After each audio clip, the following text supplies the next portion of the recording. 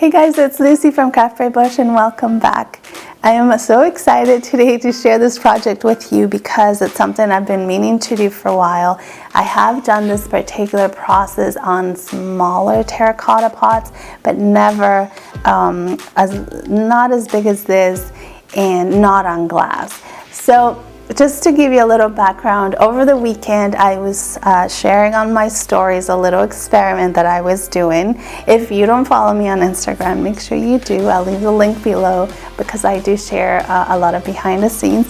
But a lot of you wanted to see the process and try it for yourself. So here I am. I want to show you how I made these really cool organic rustic looking pots. You probably have seen an influx of this type of decor right now, and they can get very pricey. So today I'm going to show you how to make them for a fraction of the cost.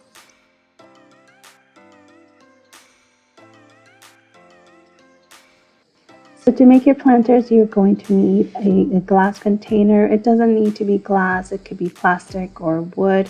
As a matter of fact, something a little more porous would probably be better. I got this at the thrift store.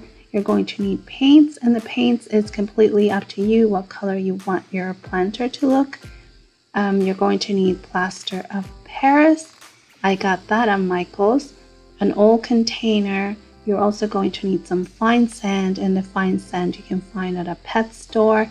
You're going to need water and a spoon to stir everything together. Because we're working with plaster of Paris and it does tend to dry fairly quickly, I suggest you work in smaller batches. That way you don't risk having a large batch go to waste. So I'm going to use a ratio of 2:1, so 2 plaster of Paris and 1 of the fine sand. Now the sand is not really necessary, but I do like the added texture it adds, and it also changes the color a little bit. I'm going to add the water slowly because I want to make sure that I'm creating something that feels more like a putty as opposed to something that is a little more liquid. We want to make sure it's a doughy, putty texture. So I will stir and pour until I get the right consistency.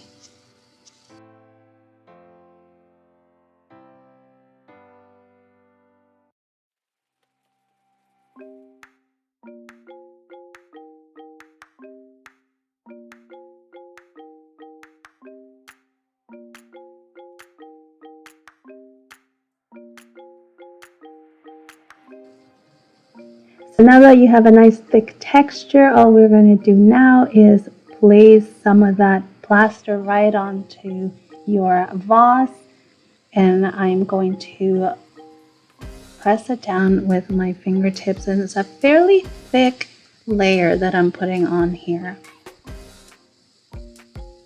And I'm just going to continue to do this all around.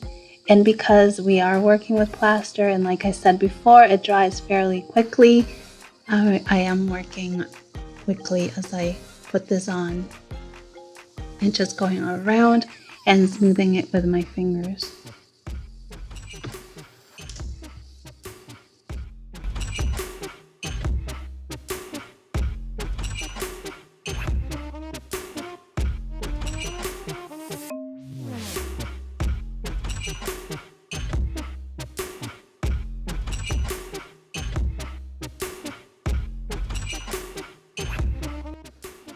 And as the plaster starts to dry, I'm making sure everything is nice and flat and just reshaping the plaster onto the vase.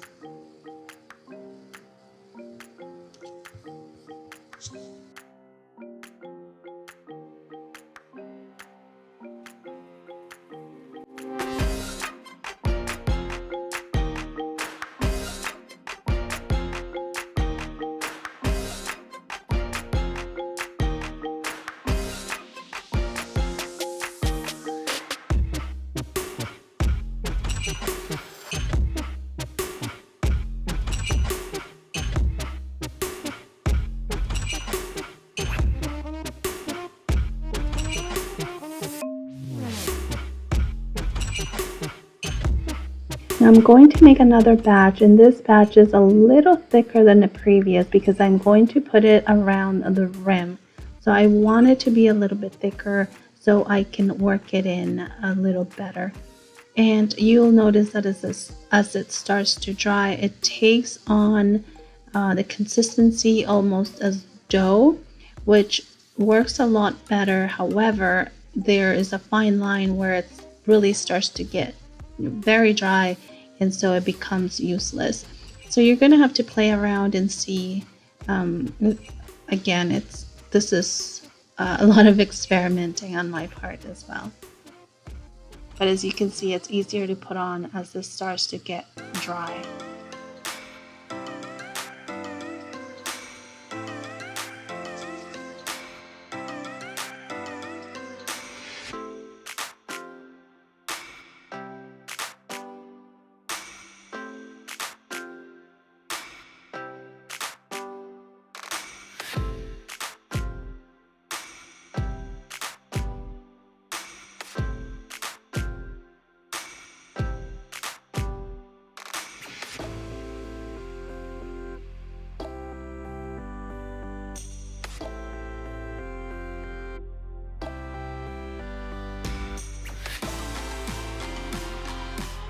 Now I'm going to take some water and I'm going to try to smooth it out a little bit. It doesn't have to be perfect because I still need another layer on here. So I'm just taking water and smoothing out all the areas. Again, this is really up to you how rough you want it to look, how smooth you want it to look. If you go to my blog and look at all the photos, you can see the one I did previously has a very rough texture and it looks a lot more like stone.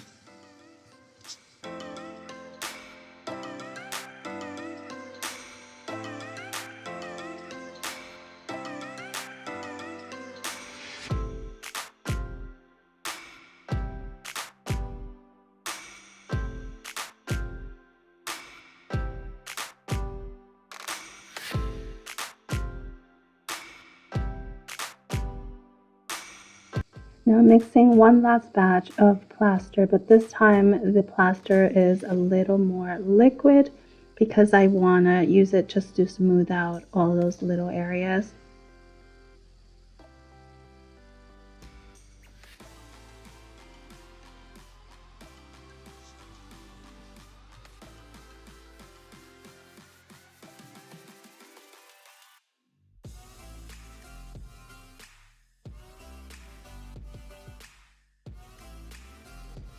I'm just going to start to fill in all those areas that I've left uncovered. But again, this is up to you because I find that some of the areas that are, if you leave uncovered, almost adds to the authenticity of a real pottery piece because it looks like it's been chipped and just adds more texture and more interest. Now this part is completely optional. I added some more sand onto the wet plaster only because I like the texture and I like the color, but again, this is up to you. One thing to note though is that as the plaster dries, some of the sand will fall off. Similarly, if you put I guess glitter onto a surface and it kind of falls off, the same way the sand will fall off. This is my inspiration photo. I want to try to mimic that planter. So the colors that you are going to use is up to you. You can use a little more gray, a little more brown. It really is up to you. I'm using a mixture of browns and white, a touch of black, just to make everything a little more neutral. A lot of trial and error on this part.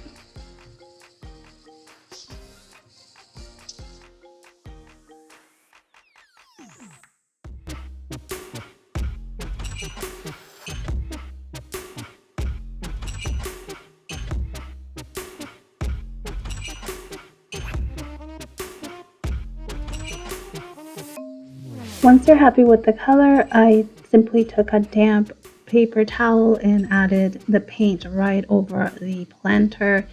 And you'll notice that, again, this is a lot of trial and error.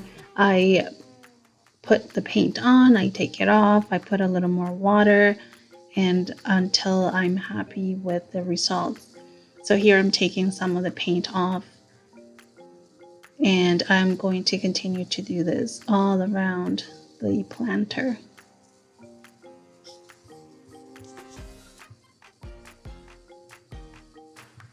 This is actually a pretty forgiving process because, like I said before, if you don't like it, you can wipe it off and add a little bit more or take some of it off. And of course, you can wear gloves if you don't like the mess, but this is a lot more fun using your hands.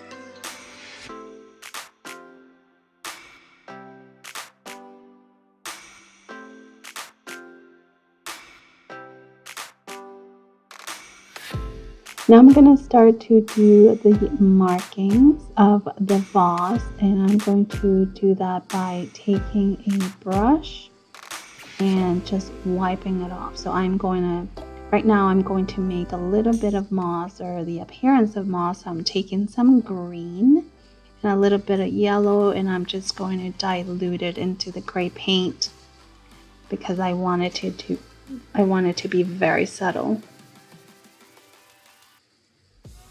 So I'm going to find little crevices. I'm going to apply the paint and I'm going to wipe it off with a damp paper towel. And I'm just going to repeat that process. If you have an inspiration photo that you can reference, I unfortunately always forget to look at my inspiration photo, so my markings are very random. But I usually just would look for little holes or little crevices because that's where the paint deposits the most.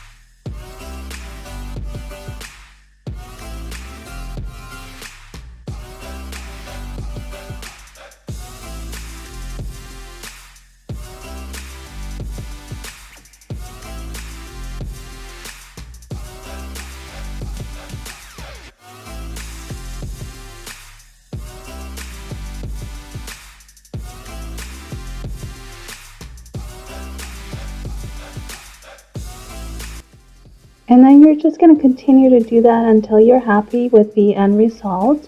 And if you chose to put sand, I would definitely find a varnish that you can put on if you wish. That way you don't risk the sand falling off. And there you go. So there you go, guys. I hope you enjoyed this little project. Let me know in the comments below if you tried it, and if you did, tag me on Instagram, send me a photo, let me know what you found challenging, what you found useful. Share with the rest of us so next time we make them, we'll know. Because I am actually planning on doing this on a larger scale, and I can't wait to share with you. So Until next time, make sure you give this video a thumbs up if you liked it, of course. Subscribe for more, and I'll see you next time. Bye.